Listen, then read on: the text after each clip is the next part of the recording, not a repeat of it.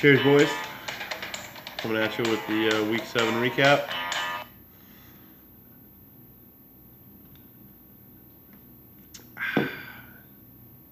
So, interesting week. Quite the spectrum of scores. Had one of the, I think we have to check the records, but it might be one of the highest scores ever for this league as a standard scoring league. Had some low scores, and we had a tie, which somebody didn't read the rules on what the tiebreakers are for ties, clearly. So we'll get to that shortly. Anyway, we'll start with highest score of the week. Chuck, your boy's going off. 170 to Nate's 113. Had your boy Zeke still playing. Got a stay of execution again. He's had 42 points.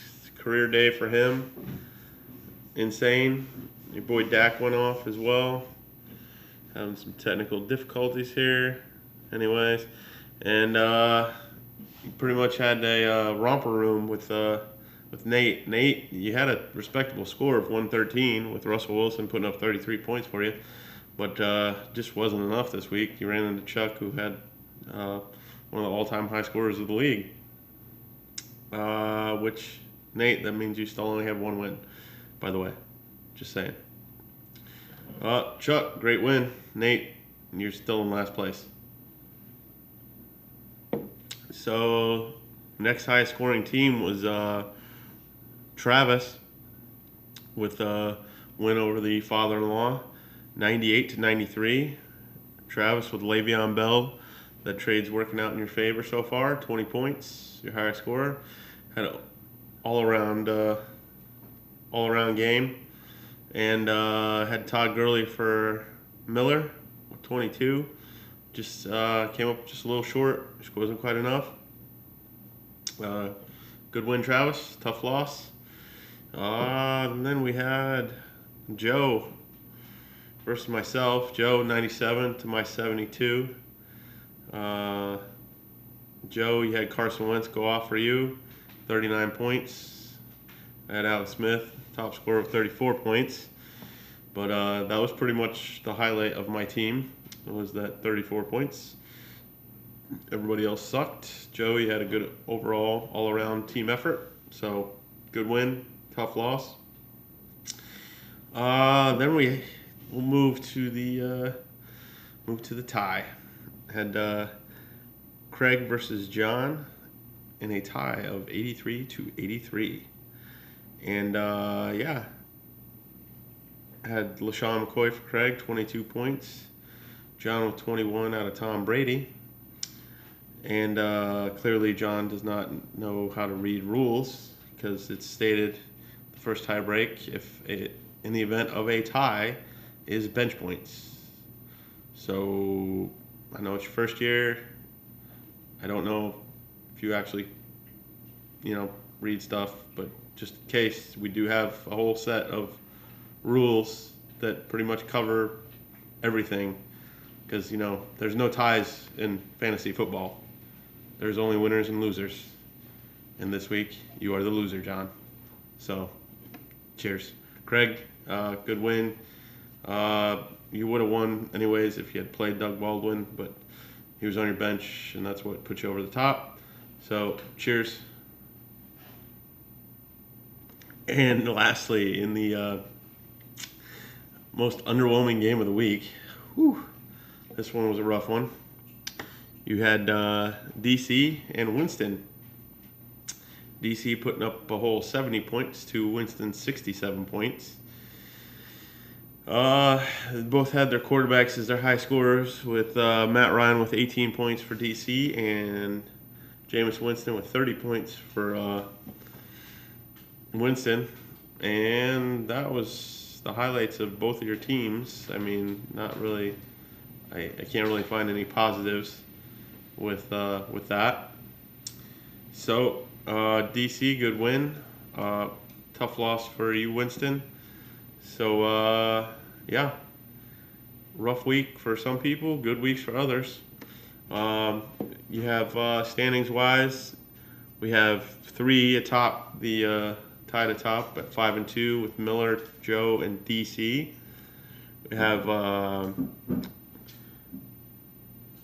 Travis, Chuck, and Craig at 4-3. And then you have myself at 3-4.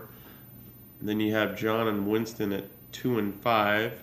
And then you have Nate bringing up the rear at 1-6. Let's see if I can look ahead to the matchups for this coming week. And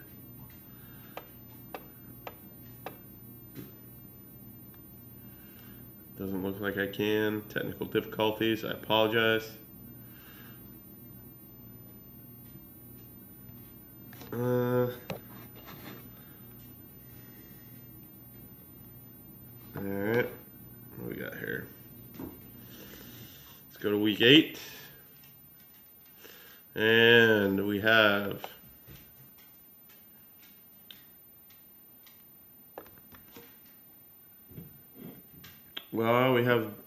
some interesting matchups. You got the top of the standings versus bottom of the standings, with Miller going up against Nate. And looks like some bye weeks going on. So we got a projection of 80-66 right now in Miller's favor. Then you have Craig versus Joe, with Craig projected 90-86, with Joe having somebody on a bye, it looks like. Then you got two teams with 6 players right now yet to play, with the 2 and 5 teams. So that's going to be a rough one. One of you is going to 2-6. The other is going to 3-5, with John versus Winston.